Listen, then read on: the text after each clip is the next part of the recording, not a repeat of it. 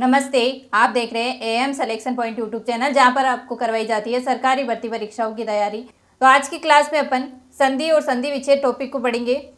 संधि क्या होती है? दो ध्वनियों या दो वर्णों के मेल से होने वाले विकार को संधि कहते हैं। यानी जब दो वर्ण आपस में परस्पर मिलते हैं और उनसे जो विकार उत्पन्न होता है उसी को अपन संधि कह देते हैं। ठीक है, जैसे रमा प्लस ईश। ठीक है, ये रमा में आ छुपा हुआ है और इधर ईश में ई, दोनों वर्णों के मेल से जो विकार उत्पन्न हुआ है ए।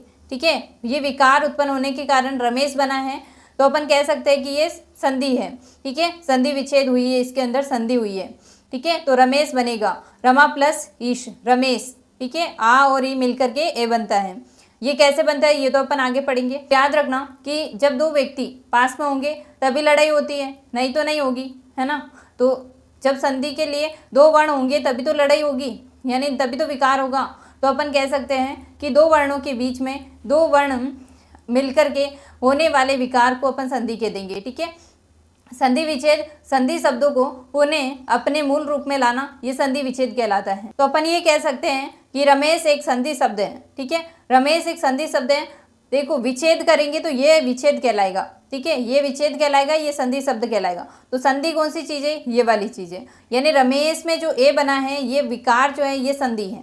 ठीक है, ये संधि है। तो अपन कह सकते हैं कि संधि क्या है? किसी का योग या किसी का मेल है। ठीक है, शाब्दिक अर्थ ये कह सकते हैं कि किसी का योग है संधि। जैसे भानु प्लस उदय, है ना, भानु के ऊ को और उदय के ऊ को, दोनों को मिलकर ऊ बन रहा है, दीर्घ ऊ। परंतु ये जब बना देंगे तब तो वो संधि शब्द कहलाएगा। ठीक है, संधि हो जाएगी ये। तो संधि विच्छेद करेंगे तो ऊ और ऊ अलग अलग लिखना पड़ेगा, जैसे भानु प्लस उदय। ठीक है, भानुदय बनेगा। अलग अलग लिखा हुआ आएगा तो अपन को एक करना है, यानी संधि बनानी है।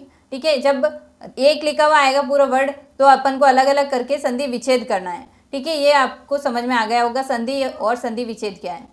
ठीक है, संधि के भेद कितने हैं? तो संधि के भेद है 3, स्वर संधि, व्यंजन संधि और विसर्ग संधि।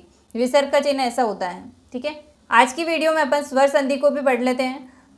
स्वर संधि जो है उसके 5 भेद है: दीर्घ संधि, गुण संधि, वर्धी संधि, यण संधि और अयादि संधि। तो स्वर संधि जो है उसमें सबसे पहला भेद आता है दीर्घ संधि। दीर्घ संधि की पहचान है कि कोई भी शब्द है जहाँ पर अपन विच्छेद कर रहे हैं वहाँ से अपन को दिखेगा आ, बड़ा ई और ठीक है बड़ा ऊ। तो ये अगर दिखता है अपन को जहाँ पर विच्छेद कर रहे हैं तो वहाँ पर अपन को दीर्घ संधि माननी है। हिमालय में जो विच्छेद करेंगे अपन, हिम प्लस आल्य, आ दिख रहा है ना यहाँ पर, तो ये दीर्घ संधि का उदाहरण है। इस तरह से अपन बहुत सारे शब्दों को देख सकते हैं। अपन को केवल पहचान सीखनी है। ठीक है, कितने सारे वर्ड होते हैं, सबको रटा नहीं जाता है। पहचान सीख लेंगे तो सारे शब्दों को अपन संधि और संधि विच्छेद कर सकते हैं। ठीक है, उत्सव, वधु प्लस उत्सव, तो वधु में छोटा ऊ आएगा, इधर भी छोटा ऊ आएगा, तो दोनों मिलकर के बड़ा ऊ बन जाएगा। छोटा ई और बड़ा ई मिलकर के बड़ा ई हो जाएगा। गिरी प्लस ईस, तो गिरीश बन जाएगा, बड़ा ई हो जाएगा। तो ये सारे देखो जहाँ पर टुकड़े कर रहे हैं वहाँ पर अपन को दिख रहा है ना, आ, बड़ा ऊ और बड़ी ई, तो ये दीर्घ संधि के उदाहरण है। ठीक है, नियम ये है, इनको याद रखेंगे तो अपन को बाद में ये जो है टुकड़े करने में आसानी हो जाएगी। जैसे ए या आ आएगा आगे, पीछे भी ए या आ में से कोई भी आएगा तो अपन को आ बनाना है। अगर ई या बड़ा ई आ रहा है ना, ई या बड़ा ई आ रहा है, तो अपन को देखना है कि या तो आगे अपन को छोटा ई मिल जाएगा या बड़ा ई मिल जाएगा, या पीछे अपन को छोटा ई या बड़ा ई मिल जाएगा, तो अपन को बड़ा ई बनाना है। जैसे गिरीश में तो यहाँ पर ई और ई आएगा दोनों तरफ, तब अपनी दीर्घ संधि होगी, बड़ी ई हो जाएगी। ठीक है, और ऊ और बड़ा ऊ और बड़ा ऊ जो है मिलकर के, यानी दोनों तरफ कोई भी हो सकते हैं। अगर बड़ा ऊ बन रहा है तो हो जाएगा ये दीर्घ संधि, क्योंकि इनको बोल रहे हैं दीर्घ स्वर। ठीक है, आ, ई, ऊ ये दीर्घ स्वर हैं। ठीक है, गुण संधि, गुण संधि के अंदर पहचान होती है कि या तो अपन को एक मात्रा दिखती है ना, ए की या ओ की मात्रा दिखती है। जैसे ए, ओ, अर, ये गुण संधि की पहचान है। ठीक है, जैसे दिनेश, दिनेश में अपन को दिख रहा है ए की मात्रा, दिन प्लस ईश, दिनेश। ठीक है, आगे क्या आएगा, ए या आ और बाद में ई या ई आ सकता है तो ए हो जाएगा। अगर ऊ या ऊ बाद में आता है, आगे ए या आ में से कोई भी आता है तो ओ हो जाएगा। आगे ए या आ और पीछे री, दीर्घ री कोई भी हो तो उसको आर हो जाएगा। ठीक है, जैसे अपन रमेश में रमा प्लस ईस, आ रहा है उसमें बाद में ई आ रहा है, तो आ और ई मिलके क्या होता है, ए होता है। तो याद हो जाएगा अपन को कि रमेश, ठीक है। तो अपन को बनाना है रमेश। सुरेश में सुर प्लस ईस, ऐसे कैसे बनेगा सुरेश की जैसे। महर्षि में या ये वाला नियम लगेगा महर्षि के अंदर, जैसे ए या आ के बाद में री होगा तो अर हो जाएगा, ठीक है। जैसे महा प्लस ऋषि, महा का आ रहा है, ऋषि में री आ रहा है तो मिलकर के अर हो जाएगा महर्षि, ठीक है। जलो उर्मी, जलो उर्मी में ओ आ रहा है, पहचान तो अपन को पता चल गई कि गुण संधि है। अब अपन के टुकड़े करने हैं तो कैसे करना है, जल प्लस उर्मी, जल में ए आ रहा है पीछे और ऊ आ रहा है पीछे तो हो जाएगा, ठीक है। उर्मी में बड़ा ऊ आता है तो जल उर्मी बन जाएगा, गुण संधि हो जाएगी। वर्दी संधि, वर्दी संधि में पहचान होती है कि दो मात्रा दिखेगी, या तो आई की मात्रा दिखेगी या ओ की मात्रा दिखेगी, तो वर्दी संधि वहाँ पर होती है।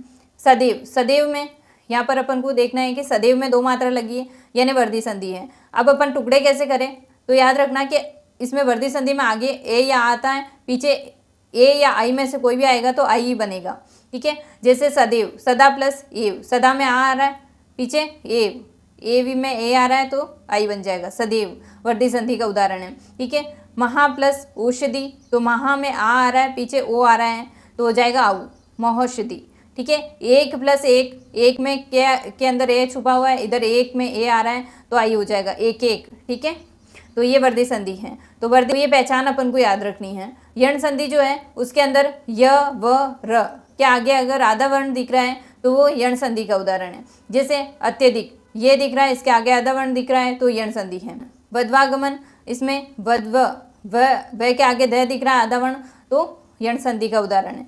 प्रत्येक, ठीक है, ये के आगे तय आधा, तो इस तरह से अपन यण संधि को पहचान सकते हैं कि भाई यण संधि का उदाहरण है। पितृ प्लस आ गया, यहाँ पर आधा वर्ण तय और रे मिल करके बनता है ये त्र, तो त आधा होता है और रे के पीछे आ जुड़ा हुआ है तो यह आधा वर्ण है रे के आगे, तो अपन कह सकते हैं यहाँ पर यण संधि है, ठीक है। जैसे इसके नियम है कि ई या बड़ा ई आगे मिलेगा, पीछे कोई भी बिन स्वर होगा यानी ए ई या ई नहीं होना चाहिए, बड़ा ई, बाद में कोई भी अगर स्वर है तो अपन को ये बना देना। अगर ऊ या छोटा ऊ या बड़ा ऊ में से कोई हो आगे और पीछे अगर कोई भी स्वर है तो वे बना देना है, और री दीर्घ री, और उसके बाद में अगर कोई बिन स्वर है तो रे बना देना, तो ये यण संधि हो जाएगी, ठीक है।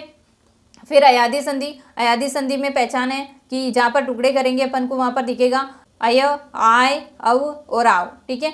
जैसे पवन, पवन में अगर अपन ऐसे टुकड़े करके देखें, वह आधा है, ए उसमें छुपा हुआ है, आगे वह है तो अव पवन है ना, तो अव है तो अपन को क्या बनाना है अव की जगह, तो याद रखना कि जैसे अय, अय है और आय है, तो अगर ए है ना तब तो बना दो अय, अगर आई है तो बना दो आय, ओ है तो अव बना दो, अव है तो आव बना दो, ठीक है।